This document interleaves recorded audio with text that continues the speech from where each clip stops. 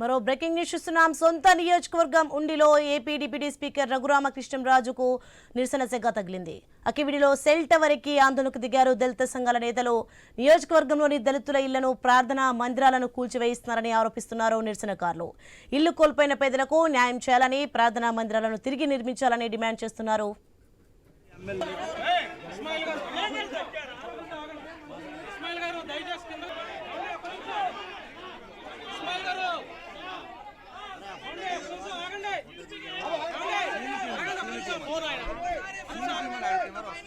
ఇస్మాయిల్ గారు ఒక నిమిషం దిగండి సార్. అమ్మా రైట్.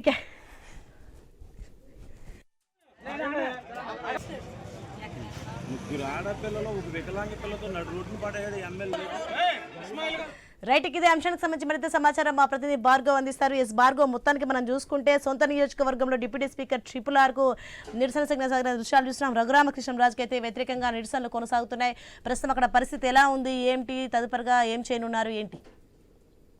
సోనియా, అటు RRR కి వ్యతిరేకంగా ఉండి నియోజకవర్గంలో ప్రధానంగా దళిత సంఘాలు అయితే నిరసనలో వెల్లువెత్తుతూనే ఉన్నాయి. ఇటీవల కాలంలో గత కొన్నిసార్లు కూడా ఇటువంటి ఘటనలే చోటు చేసుకున్నాయి. ఇప్పుడు తాజాగా ఈ రోజు ఆకివీడులో సెల్ టవర్ ఎక్కి మరీ దళిత నాయకులు నిరసన వ్యక్తం చేస్తున్నారు. ప్రధానంగా నియోజకవర్గంలో దళిత ఇళ్లను రఘురామకృష్ణరాజు టార్గెట్ చేశారని, అంతేకాకుండా ప్రార్థనా మందిరాలను కూడా కూల్చివేస్తున్నారని, తమకు న్యాయం చేయాలంటూ కూడా వారు ఈ రోజు ప్లకార్డులు చేతపట్టి డిమాండ్ చేసినటువంటి పరిస్థితిలో ఉంది. పెద్ద ఎత్తున దళిత సంఘాల నాయకులు, ప్రజలు కూడా అక్కడికి చేరుకోగా పలువురు నాయకులు మాత్రం సెల్ ఫోన్ టవర్ పైకి ఎక్కి మరి వారు ఆత్మహత్యాయత్నం చేసుకుంటామంటూ కూడా నిరసన వ్యక్తం చేస్తున్న పరిస్థితి కూడా ఉంది. ఇల్లు కూల్చివేసిన పేదలకు ఎవరైతే ఉన్నారో వారికి వెంటనే తిరిగి ఇళ్లను నిర్మించి న్యాయం చేయాలని, అలాగే ప్రార్థనా మందిరాలను కూడా తిరిగి నిర్మించాలంటూ కూడా వారు డిమాండ్ చేస్తున్నారు. అయితే ఉండి నియోజకవర్గంలో రఘురామకృష్ణరాజు అధికారంలోకి వచ్చిన తర్వాత పెద్ద ఎత్తున కూడా అటు ఆక్రమణలు ఎక్కడా కూడా ఉపేక్షించనని, ఆక్రమణలు కొట్టివేస్తామంటూ కూడా రహదారి పైన, ఇరిగేషన్ కాలువగట్ల పైన ఉన్నటువంటి నిర్మాణాలన్నీ కూడా ఆయన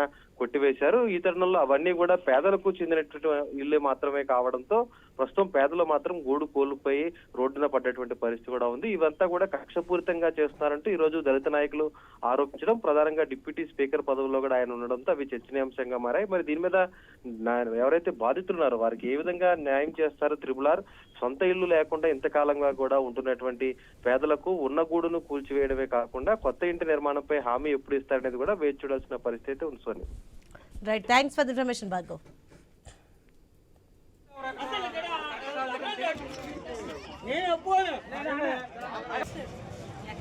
ముగ్గురు ఆడపిల్లలు ఒక వికలాంగి పిల్లతో నడు రోడ్డును పడేది ఎమ్మెల్యే.